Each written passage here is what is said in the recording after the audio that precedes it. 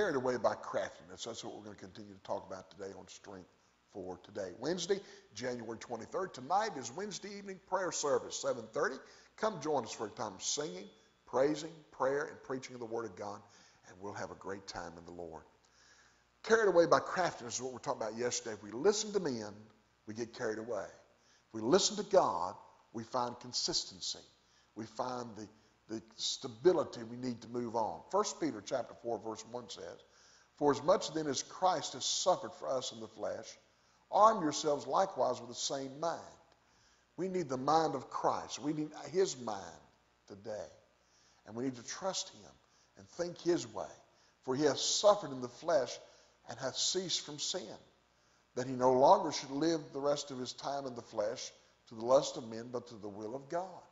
We condition our mind with the Word of God to follow him. Then we don't follow men and follow sin and follow the flesh. Day by day and hour by hour, decision by decision, we're leaving God and his principles out. And we're rationalizing and evaluating instead of trusting and obeying. God never asks you to figure him out. Just obey him. Just trust him. We can't rationalize. We cannot start to evaluate what we think. No, it's what he says.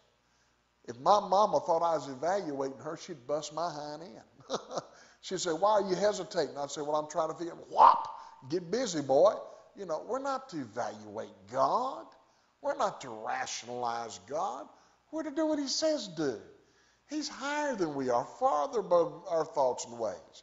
Who are we to question God? But I have preachers on TV and people all the time questioning the Lord and evaluating and rationalizing. Stop it. Just do what he says do when he says do it the way he says do it without saying a word. And God will bless you, and you won't be carried away by craftiness. It takes much prevailing prayer, persistent patience, principled preparation, prudent perception, and providential power to know God's will, way, and wisdom in our lives. We've got to wait on him and trust him. It's hard work to stay committed to the Lord. That is, individually and collectively, we've got to work together to stay where God is. God's not crafty. He's concise.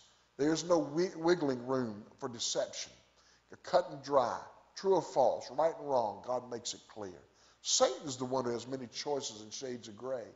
With God, everything's clear. Everything's concise. It's cut and dry. Trust him and obey him, and he'll be your strength for today and your hope for tomorrow.